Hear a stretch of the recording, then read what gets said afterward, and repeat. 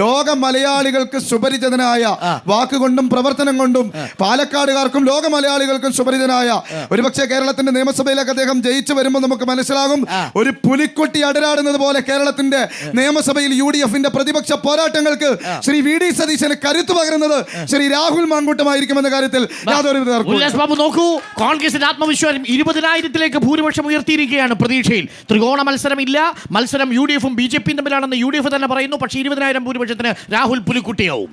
ആത്മവിശ്വാസത്തില് 20,000 അല്ല 50,000 ഉയർത്താം. സത്യസന്ധമായിട്ട് നടക്കില്ല എന്നുള്ളതാണ് അതിന്റെ യാഥാർത്ഥ്യം. നമ്മള് ഒരു കാര്യം ഞാൻ നിങ്ങളുടെ ഞാൻ ഒരു കാര്യം മനസ്സിലാക്കട്ടെ. നമ്മുടെ എല്ലാ വോട്ടർമാരും അതുപോലെ ഞങ്ങള് 3 പ്രതിനിധികളുമുണ്ട്. നമ്മൾ ഇത്ര കാലം അങ്ങോട്ട് കൂവിയും ഇങ്ങോട്ട് കൂവിയും ഒക്കെ പല ചാനലുകളിൽ ചർച്ച നടത്തി. അരുൺജിയൊക്കെ ഒരുപാട് ദിവസങ്ങളായി ഇവിടെയുണ്ട്. നമ്മൾ ഇപ്പോഴും പാലക്കാടിനകത്ത് ചർച്ച നടത്തുമ്പോൾ ഈ 3 സ്ഥാനാർത്ഥികളും ജയിച്ചു വരുമ്പോൾ 3 പാർട്ടിയും പറയുന്ന വിഷയം എന്താണ്? അത് BJP ആയിക്കോട്ടെ, കോൺഗ്രസ് ആയിക്കോട്ടെ, CPM ആയിക്കോട്ടെ, വികസനം എത്തിയിട്ടില്ല. അപ്പൊ ഇത്ര കാലം നടക്കാത്ത ഇനി 1.5 കൊല്ലം കൊണ്ട് നടത്താന്നാണല്ലോ ഇവർ രണ്ടുപേരും പറയുന്നത്. നിങ്ങൾ ആലോചിച്ച് നോക്കൂ, ഷാഫിയും രാജേഷും തമ്മിലൊരു കോംബോ ഉണ്ടായിരുന്നു. എന്ന് പറഞ്ഞാൽ ബഹുമാനായിട്ടുള്ള രാജേഷ് MP ആയിരുന്ന സമയത്ത് ഷാഫിയുമായിട്ടുള്ള കോംബോ, ശ്രീകണ്ഠനും ഷാഫിയുമായിട്ടുള്ള ഒരു കോംബോ ഉണ്ടായിരുന്നു, MP-യും MLA. ഇവർ രണ്ടുപേരും തനതായി ചിന്തിച്ചുകൊണ്ട് പാലക്കാടിന്റെ 10 പേർക്ക് തൊഴിൽ കിട്ടുന്ന ഏതെങ്കിലും ഒരു മേഖല ക്രിയേറ്റ് ചെയ്ത് കൊണ്ടുവന്ന് ഒരു സംവിധാനത്തെ കൊണ്ടുവരാൻ ഇവർക്ക് സാധിച്ചിട്ടില്ല. ഇവിടെ നമ്മൾ ചർച്ച ചെയ്യേണ്ടത് എന്ത് വികസനമാണ് ഭാവിയിൽ പാലക്കാടിന്റെ മണ്ണിലെ യുവജനങ്ങളടക്കമുള്ള, സാധാരണക്കാരടക്കമുള്ള, കർഷകരടക്കമുള്ള, വയസ്സായവരടക്കമുള്ള ആളുകൾക്ക് കൃഷ്ണകുമാർ ജയിച്ചു വന്നാൽ എന്തൊക്കെ ചെയ്യുമെന്ന് എനിക്ക് മുനിസിപ്പാലിറ്റിയിൽ എന്ത് കാണിച്ചു കൊടുത്തു? മുനിസിപ്പാലിറ്റിയിലെ റോഡുകൾ തകർന്ന് കിടക്കുകയല്ലേ, ടൗൺ ഹാൾ പണി പൂർത്തിയാവാതെ കിടക്കുകയല്ലേ. മുനിസിപ്പാലിറ്റിയിലൂടെ ഒന്നും സഞ്ചരിച്ചു കഴിഞ്ഞാൽ BJP-യോടുള്ള പ്രിയം നഷ്ടപ്പെടില്ലേ ഉല്ലാസ്? ഡോക്ടർ അരുൺ, അതിന് കൃത്യമായിട്ട് മറുപടിയുണ്ട്. അരുണിനും എനിക്കും ഈ സമൂഹത്തിനും എല്ലാവർക്കും അറിയുന്ന കാര്യമാണ്, തനത് സ്വയാർജിത ഫണ്ട് ഇല്ലാത്തൊരു സംവിധാനമാണ് മുനിസിപ്പാലിറ്റി എന്ന് പറയപ്പെടുന്നത്. ഈ മുനിസിപ്പാലിറ്റി ഈ നിലയിൽ എത്തിക്കുമ്പോൾ തദ്ദേശ സ്വയംഭരണ സ്ഥാപനങ്ങളുടെ മന്ത്രി ആരാണെന്ന് അരുൺകുമാർജി പറയണം. അത് പാലക്കാടിന്റെ സ്വന്തം MP രാജേഷാണ്.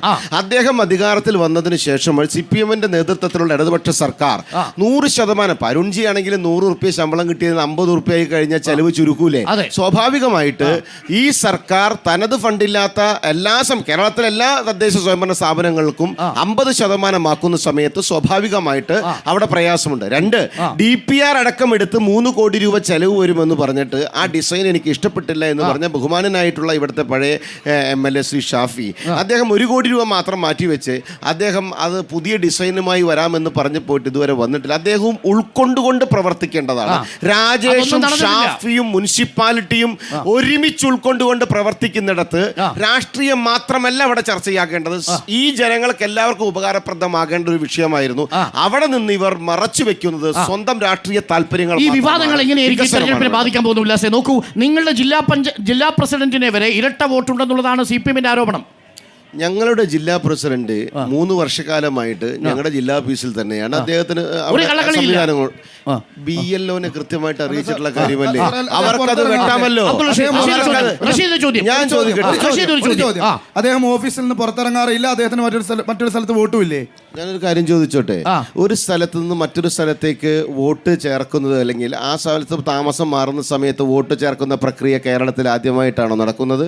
അങ്ങനെ അദ്ദേഹത്തിന് അവിടെ വോട്ട് ഉണ്ടെങ്കിൽ സ്വാഭാവികമായിട്ട് BLO-നെ അറിയിക്കുമ്പോൾ അത് വെട്ടേണ്ട ഉത്തരവാദിത്വം ഹരിദാസിന് പോയിട്ട് വെട്ടേണ്ട ഉത്തരവാദിത്വമില്ല, അത് BLO വെട്ടണം. ഇവിടത്തെ കളക്ടർ എന്ന് പറയപ്പെടുന്ന, നിങ്ങളൊരു കാര്യം മനസ്സിലാക്കണം, ഈ പാലക്കാട് കളക്ടർ ഉണ്ടല്ലോ, സൂത്രക്കെട്ടിന്റെ ആശാന സ്വഭാവമാണ്. അവരുടെ കീഴിൽ നടക്കുന്ന ഉദ്യോഗസ്ഥരെ വെച്ച് സകല അഭ്യാസങ്ങളും അവർ നടപ്പിലാക്കിയിട്ടുണ്ട്. അവരുടെ കൃത്യമായി അവരുടെ പ്രവൃത്തി അന്വേഷിക്കേണ്ടതാണ്. അത് ഈ ഇരട്ട വോട്ടിലായിക്കോട്ടെ, ഇനി പോട്ടെ 34-ാം ബൂത്തിൽ ബഹുമാനായിട്ടുള്ള കോൺഗ്രസിന്റെ വ്യക്തി മനസ്സിലാക്കണം, 33-ാം ബൂത്തിൽ 17 വോട്ടുകൾ എന്തിനാ വെട്ടിക്കളഞ്ഞത്? അവിടുത്തെ റേഷൻ കടക്കാരൻ, അവിടുത്തെ അമ്പലത്തിലെ പൂജാരി, ഇതൊന്നും അവിടുത്തെ ആൾക്കാരല്ലാതല്ലോ. എന്തിനാ അവരെ റിമൂവ് ചെയ്തത്? അടിസ്ഥാനത്തിൽ അവരുടെ ജനാധിപത്യത്തിന്റെ അവകാശത്തെ നിങ്ങൾ കളഞ്ഞത്?